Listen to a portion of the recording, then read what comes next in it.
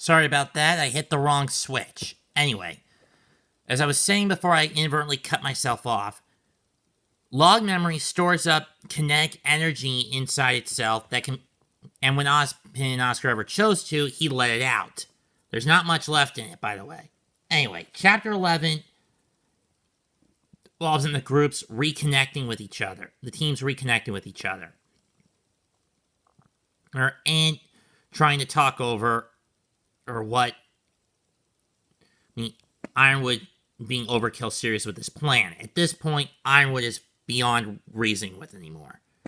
While that's going on, Ren and Nora have a heart-to-heart. Jean wisely steps out of the room to help Klein with Penny. And what we've been finally waiting for Ren to say comes out. He admits to Nora that he loves her. Something that we had known that Nora had always loved Ren. But we found out that her mother told her to run from the Grimm. And then she wound up on the streets, and that's how she ran to Ren. If anyone remembers watching the backstory between the two from Volume 4. Though, and Ren admit he's been the weak link of the team because he's been pushing too much focus on the mission and not enough on calming down. That said, he does give Nora a boop.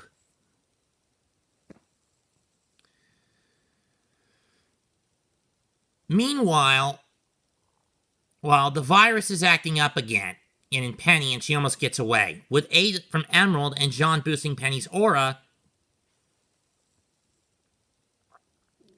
Penny is at least subdued for now.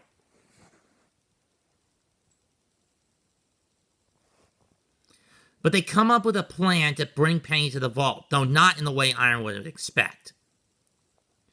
Chapter 12 opens up with supposedly Penny meeting Ironwood at the front door of the academy. In reality, it's Emerald rolled with Team Orange in tow, having worked out a plan with Winter and Marrow. Everyone fighting Ironwood and knocking him out, while Team RWBY goes through the hole that Oscar fell through last volume when we get to the vault, as the virus is really starting to take hold. As it turns out, the group had come up with a plan to get everyone, both Atlas and Mano out and to Vacuo by using the Staff of Creation. Or more specifically, the spirit inside it. His name, Ambrosius. And for those who don't get the reference here, it's from Arthinian lore, as Ambrosius was the surname of the great wizard Merlin, of Arthur's closest confidant, mystical confidant, the wizard Merlin.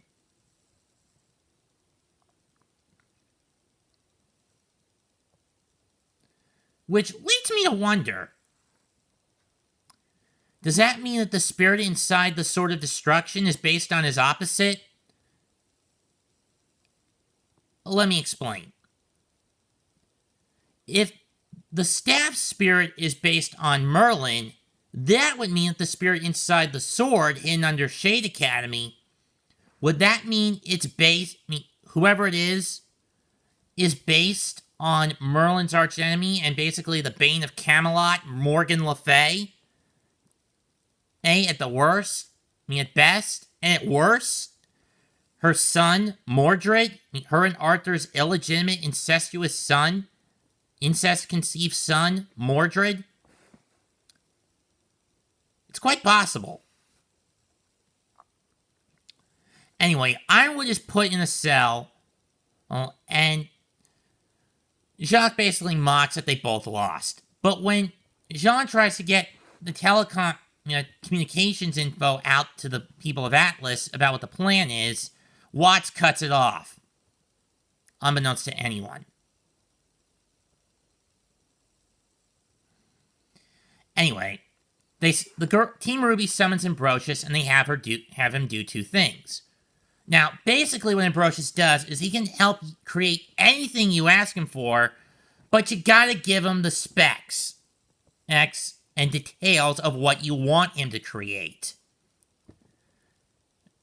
But there are two caveats with it. One, you gotta have the blueprints and specifications on hand as to what you want him to create. And two, he's gonna be a stickler for detail. But we don't find this out until the next chapter. Or whatever you want him to create, he's gonna create it to the letter. No backdoors or that will help, that can undermine it. Anyway,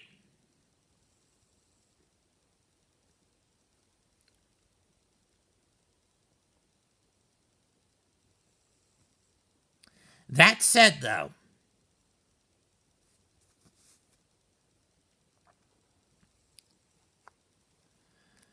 first they ask him to separate Penny's soul from her robot body so she doesn't die from the virus by giving her a new one. Even though Ambrosius says he can't create a new life form, this is a different case, since the soul, well, Penny's aura, is not tied to the robotic body. He can find a workaround it, and he does so. So the Pinocchio arc comes full circle. Penny is now a real girl. Whoop-de-effing do.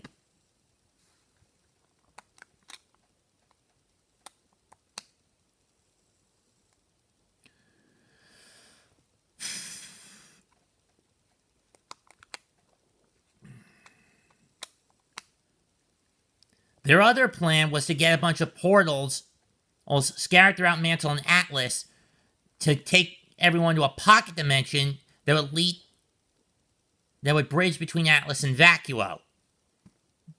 But as they're leaving, Ambrosius gives one warning. Don't fall off the bridges through that pocket dimension. In the pocket dimension. Chapter 13 reveals that Cinder apologizes to Neil for not upholding her end of the bargain. And they both use the last question to find out what RWBY was up to, and this is how they basically undermine the plan. Cinder and Neo sneaking in and going on the attack. Cinder, of course, still tunnel vision to steal the Winter Main powers.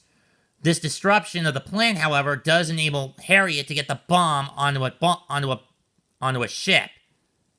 Yeah, with Crow, Robin in hot pursuit. Vine tries to talk Harriet down to doing it, but she's not budging. Ironwood is let free from the cage because of the damage to the grid, and with the staff out of place, Atlas is starting to fall. He's going to fall within a couple of hours once the gravity dust is overtaxed. He's used up. Before that happens, Ironwood ends up killing Jacques Schnee.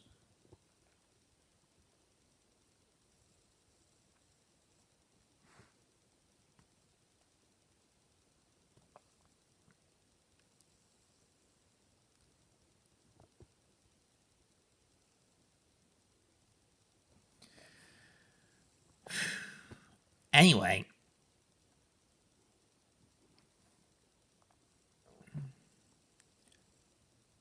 Watts sets one of the ship Harriet's on with the bomb on autopilot and the bomb to arm itself to go off. Robin, Vine, and Crow all hell-bent on stopping Harriet from going through with this. Compliments of Neo, Yang gets knocked off the platform into the abyss below.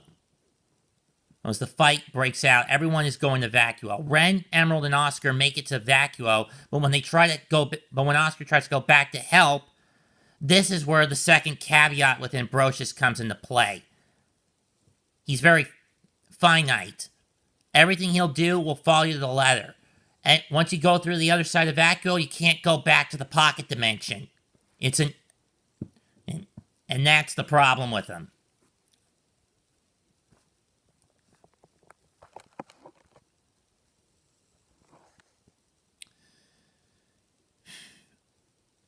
And this sets up a fight between Ironwood and Winter in the vault chamber. And this is where and today's chapter, the final word, kicks off with Salem reassembling herself. Oh yeah, Cinder also said she'd come back for Watts, but we all know that was a blatant lie. Anyway, Winter and Ironwood are fighting it out, and Winter calling Ironwood out on the bonehead decisions that have led to Atlas falling as it is now. The bringing the army in Volume 2, the drones in Volume 3, locking down Atlas's borders in Volume 4, and leaving Mantle to rot tail end of last volume and the entirety of this most recently completed volume.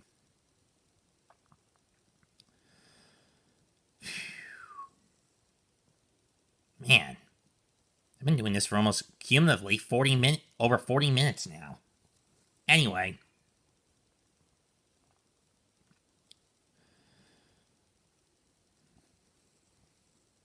As they're finding it out, one by one, Team RWBY is falling into the pits. Penny is eventually hit with one of Cinder's grim arms. Oh, and Neo also gets kicked into the pit along with RWBY. I mean, Blake tries to save RWBY, but Cinder cuts that off, leaving Weiss alone. Penny is fatally wounded by Cinder, and John wants to help save Penny, but Penny knows it's too late and asks John to kill her so she can choose who the powers go to. He does, albeit reluctantly. And Penny hands the powers off to someone who she knows can do more right with them than she ever could. She gives them to Winter. So Winter Chimney is now, although it's a volume late in many people's opinions, the Winter Maiden.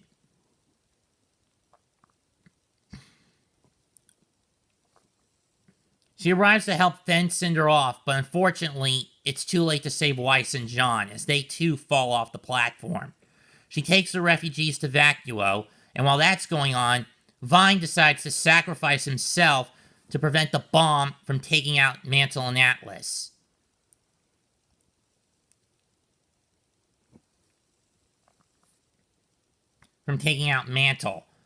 Harriet, Elm, Robin, and Crow fly away to go to the rendezvous point in Vacuo. And boy, is Winter gonna have some bad news from Crow when he gets there. Anyway, you're probably wondering. Cinder makes off with both the lamp and the staff, rubs it in Ironwood's face, and lies to Salem about RWBY using the last wit question and Neo killing off RWBY. But Salem doesn't seem bothered by it. It's a necessary sacrifice because in the end, she got what she came for. The lamp, even though it's now useless, and the staff. She asks Cinder if she destroyed the pocket dimension. Cinder says yes, and created flames around it in its place. Though it's revealed that she basically trapped Watts in a ring of fire and locked the door on him. You're wondering why she get rid of Cinder and Neo? It's simple. She knew when Salem came back and reconstituted herself, if Neo and Watts were still alive, they'd blow the whistle on her.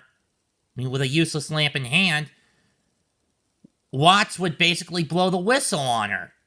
They're saying that Cinder and Neo used the last question, all of which is to save his own ass. And Cinder would get punished. Needless to say, Atlas falls on top of Mantle and a massive tidal wave wipes out the ruins. Ironwood, Watts, Penny, Vine, all dead, as well as those inside the military base that got incapacitated, including Bill Scarlatina, Velvet's father. So Atlas is gone. Vacuo is the last stronghold for Remnant. Since, let's face it, Vale was pretty much destroyed from within. Mistral's security was basically compromised because of Lionheart's cowardice, and Aelin played the waiting game with Atlas by letting Ironwood's tunnel vision semblance, causing him to have tunnel vision. And it ultimately did him in. And of course, Ironwood's stupid tunnel vision allowing him to let a fox back in the hen house in the form of Watts. Something that ultimately did come back to bite him. In the in the biggest way possible. In the end, Atlas is gone. However, the end credit scene shows us some hope that possibly the reason Ambrosius said don't fall is because there's something akin to a false paradise at the bottom of the well. Volume 9, but at this point, we're going to have to wait until November the 4th or to find out what's going to happen. What I believe is going to go down in Volume 9 is it's going to be split into two factors. Half of it is going to be the refugees led by Winter, Oscar, Emerald, Nora, and Ren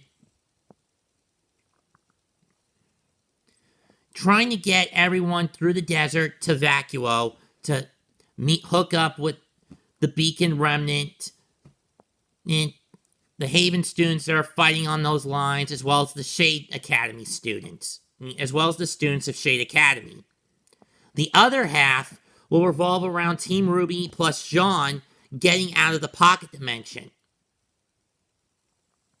My guess is where they've wound up is where the brothers are. Where the Divine Brothers are. And they'll ask them for an escape. Bring them up to speed. And they say they want to help. And it's going to take some overkill, cliche speech by RWBY to get them back to Remnant. They'll be dropped off inside Vacuo, all 5 of them. Well, 6 if you want to count Neo, as Neo is still hell-bent on revenge, but now realizing that she played a fool, and that basically Cinder played her for a fool in the same way she played Roman for a fool, she'll now side with the heroes out of self-interest for revenge against Cinder for double-crossing her. That's how I think it's going to pan out. Though, as a bonus bit of storyline, Emerald has probably brought everyone up to speed as to what Salem's plans are for Vacuo, and Winter is going to go after Mercury and Tyrion. Winter, Crow, and Robin are going to team up to go after Tyrion, while Emerald tries to get Mercury out of harm's way. This will also lead to a mission to safeguard the Sword of Destruction, and at all costs protect the Summer Maiden. Because at that point, that's what Salem is going to send Cinder to do. Fetch the Summer Maiden and steal her powers. Because, once again, Cinder failed to get the Spring Maiden powers, those with Raven, and the Winter Maiden powers are now out of her reach with Winter. With Winter Schnee.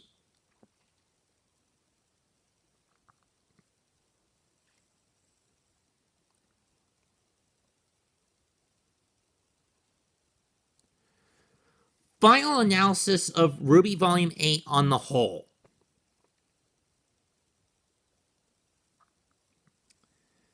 This is a mixed bag volume. On the one hand, it did its job in building up tension, drama, panic, and a sense of dread going forward, with a small glimmer of hope at the end.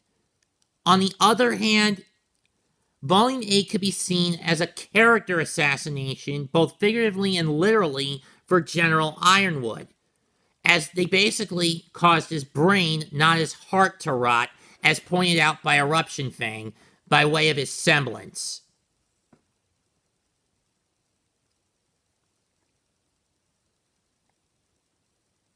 And it showed some decent character development for people like Marrow, Emerald, Oscar, as much as I hate to say it, Cinder.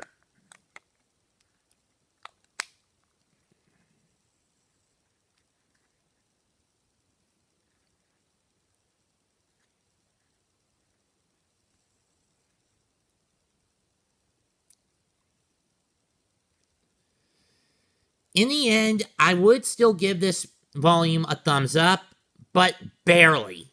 But it's a barely up. It wasn't as good as Volume 7, but it was better than Volume 6 and leagues above Volume 5.